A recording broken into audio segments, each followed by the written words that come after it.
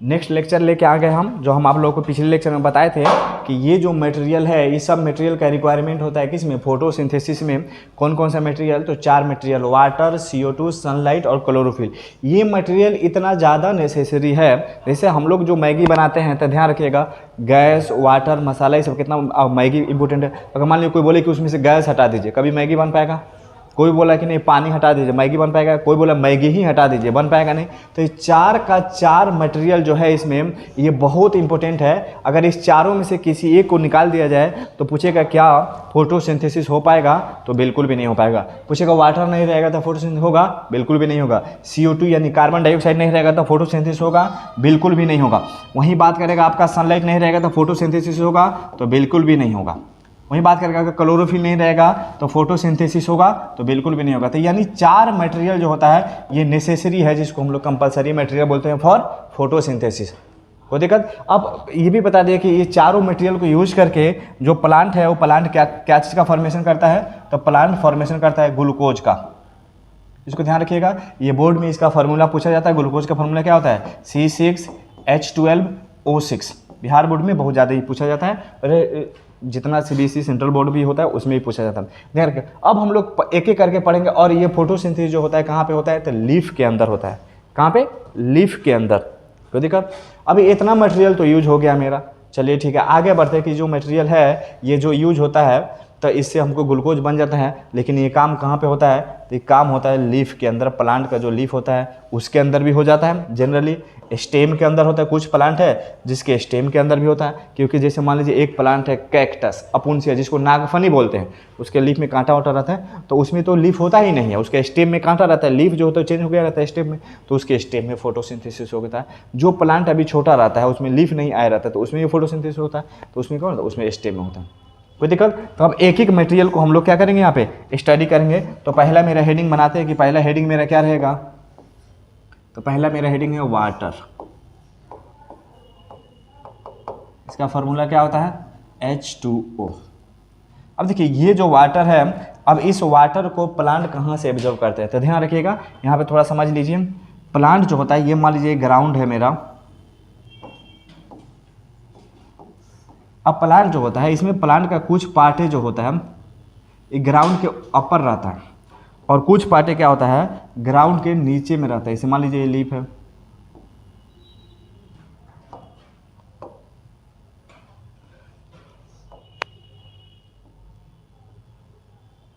ये लीफ हो गया फिर, ठीक है, ये लीफ है। अब देखिए इसका जो कुछ पार्ट क्या होगा ग्राउंड के नीचे में रहेगा, ये ग्राउंड के नीचे में, तो इसको हम लोग क्या बोलते हैं? इसी को हम लोग रूट बोलते हैं। रूट ऐसे निकला हुआ रहता है ऐसे, ठीक है। और रूट के इधर चारों तरफ बहुत सारा क्या है? पानी है पूरा, इधर पानी है पूरा।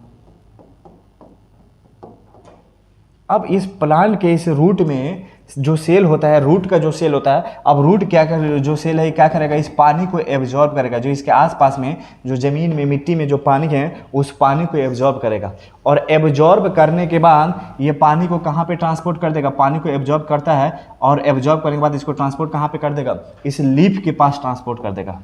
क्योंकि हम लोग का जो किचन रूम, इसी लीफ का नाम है, ये जो लीफ है इसको क्या बोला गया? किचन।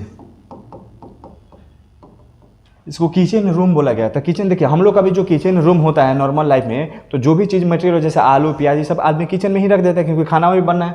तो अब ये 4 मटेरियल जो हम आप लोगों को लिखाए थे, ये चारों मटेरियल को कहाँ पे पहुँचाना है? लीफ में। तो सबसे पहले वाटर के लिए हम लोग पढ़े कि वाटर क्या करता है, ये जितना इसमें मिट्टी में ट्रैप रहता है, ये सारा वाटर को क्या करता है प्लांट इसमें से एब्जॉर्ब करके, इसका रूट एब्जॉर्ब करके, और किस सेल के द्वारा? तो इसमें एक सेल होता है, एक टिश्यू होता है, उस टिश्यू का नाम है जाइलम टिश्यू। ये जाइलम टिश्यू प्लांट में मेनली, रूट में भी बहुत ज़्यादा रहता है, सब प्लांट के होल पार्ट में रहता है। अब ये टिश्यू को पानी को एब्जॉर्ब करेगा, एब्जॉर्ब करके जाइलम टिश्यू क्या करेगा? पानी को कहाँ पहुँचा देगा? लीफ में पहुँचा देगा। कोई दिक्कत? कहाँ पहुँचा देगा? लीफ में पहुँचा देगा। क्यों? क्योंकि लीफ में ही खाना बनना है, और लीफ को ही क्या बोला जाता है? तो किचन रूम बोला जाता है। तो पहला कहानी है कि वाटर को जो है प्लांट कहाँ से एब्जॉर्ब करेगा? तो वाटर को प्लांट कहाँ से एब्जॉर्ब करेगा? तो अर्थ से एब्जॉर्ब करेगा, सॉइल से एब्जॉर्ब करेगा। ऐसे मान लीजिए प्लांट है, उसको लेकर पानी में डुबा दीजिए, लीफ को सबको, लेकिन फिर भी वो पानी नहीं ले सकता है। हर चीज़ के कंडीशन, जब भी पानी लगाता है ग्रेविटेशनल वाटर को लेता है, यानी जो पानी कहाँ पे? मिट्टी में फंसा हुआ है, सॉइल में होते। बात लिख दें यहाँ पे, चलिए। तो यहाँ पे हम इसका डिफिनीशन लिख देते हैं। क्या डिफिनीशन होगा? तो प्लांट्स एब्जॉर्ब करेगा क्या चीज़ को? वाटर फ्रॉम, कहाँ से एब्जॉर्ब करेगा? तो फ्रॉम सॉइल। पहला कंडीशन हुआ ये। इसे plant absorb only gravitational water.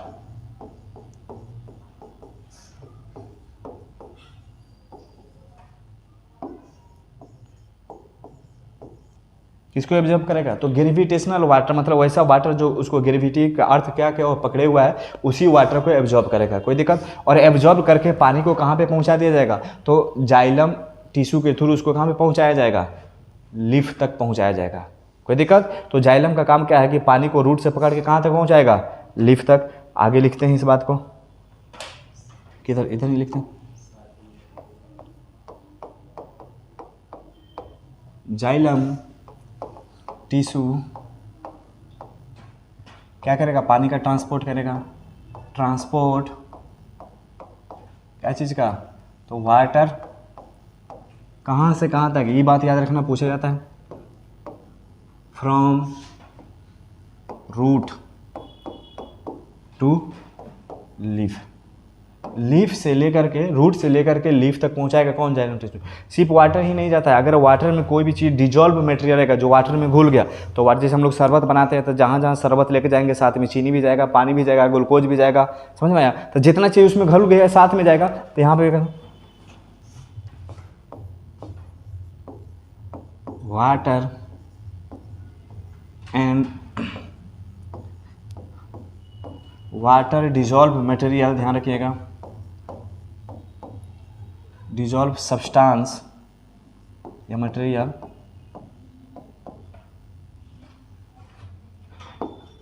Are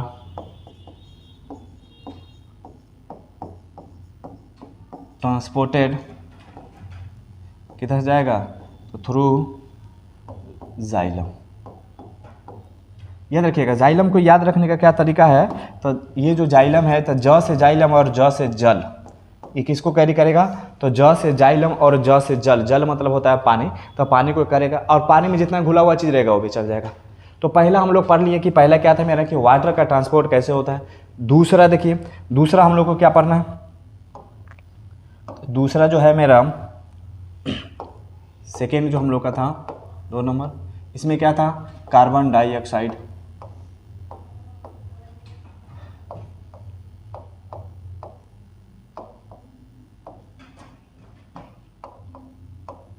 इस CO2 को जो है प्लांट कहाँ से एब्जॉर्ब करता है? तो यहाँ पर रखिएगा। तो ध्यान है, जो भी एनिमल होता है, एनिमल्स, आदमी भी,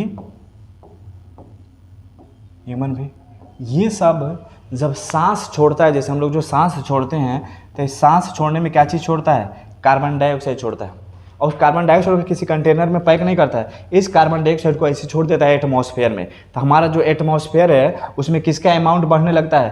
कार्बन डाइऑक्साइड को का अमाउंट बढ़ने लगता है। क्यों? क्योंकि ये एनिमल जो है सांस के थ्रू छोड़ता है। ठीक है, तब कार्बन डाइऑक्साइड का अमाउंट बढ़ने लगता है। ठीक है, और जब सांस लेता है तो क्या चीज़ लेता है? O2 लेता है। O2 लेगा और CO2 को छोड़ेगा। तो जब O2 लेगा तो O2 का अमाउंट क्या होने लगता है? घटने लगता है, और बहुत ज़्यादा घट, और इसका अमाउंट क्या होने लगता है? एटमॉस्फेयर में बढ़ने लगता है। तो अब हमारे एटमॉस्फेयर में किसका अमाउंट बढ़ गया? इसका, क्योंकि इसको कोई एनिमल नहीं ले सकता है, और इसको एनिमल जो है अपने बॉडी में ज़्यादा देर तक स्टोर भी नहीं कर सकता है, क्योंकि ये जो CO2 जो है ये टॉक्सिक बन जाता है। और टॉक्सिक जब बन जाएगा तो फिर ऑक्सीजन को जो है हमारे बॉडी में कमी होने लगेगा। तो ध्यान रखिए, तो अब इस CO2 का अमाउंट ज़्यादा बढ़ने लगता है, तो अब प्लांट जो है इस CO2 को एटमॉस्फेयर से एब्जॉर्ब कर लेता है। और समझ में आया? तो ये भी क्वेश्चन पूछा जाएगा कि CO2 को प्लांट कहाँ से एब्जॉर्ब करता है? तो एटमॉस्फेयर से। पूछा जाएगा एटमॉस्फेयर में कहाँ से आता है CO2? तो एटमॉस्फेयर में कहाँ से आएगा? जब एनिमल सांस छोड़ता है तो उसमें क्या आता है? CO2 को एटमॉस्फेयर में छोड़ता है, तो इसलिए इसका अमाउंट ज़्यादा होता है, इसलिए इसको एब्जॉर्ब कर लेता है। कोई दिक्कत? चलिए इसका डेफिनेशन हम लिखते हैं, यहाँ पे आ जाइए। प्लांट एब्जॉर्ब, क्या चीज़ एब्जॉर्ब करेगा? CO2 कहाँ से एब्जॉर्ब करेगा?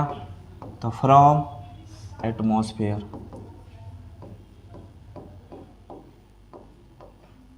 कहाँ से एब्जॉर्ब करेगा CO2 को? तो एटमॉस्फेयर से एब्जॉर्ब करेगा। इतना कहानी समझे। अब एटमॉस्फेयर में इसका अमाउंट कहाँ पे बढ़ता है? यहाँ पे लिखना है amount of CO2 are increased in atmosphere को शॉर्ट में ATM लिखा जाता है, स्मॉल वाला। Atmosphere by expiration of animal including human, including आप लोग यानी ह्यूमन। देखिए एक वर्ड लिखे हैं, आपको लगेगा एक्सपायरेशन। एक्सपायरेशन का मतलब होता है सांस छोड़ना। एक्सपायरेशन का मतलब क्या होता है? सांस छोड़ना।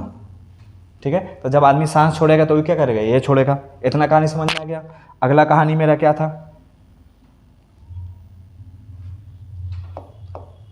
अगला है क्लोरोफिल।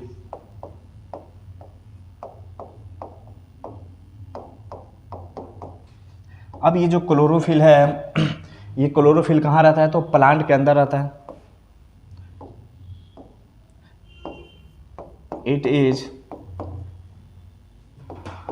प्रेजेंट, कहाँ रहेगा present? Present in leaf and stem also, ये स्टेम में भी प्रेजेंट होता है। ठीक है, अब ये जो क्लोरोफिल होता है, ये क्लोरोफिल का काम क्या है कि सनलाइट को एब्जॉर्ब करता है। It absorb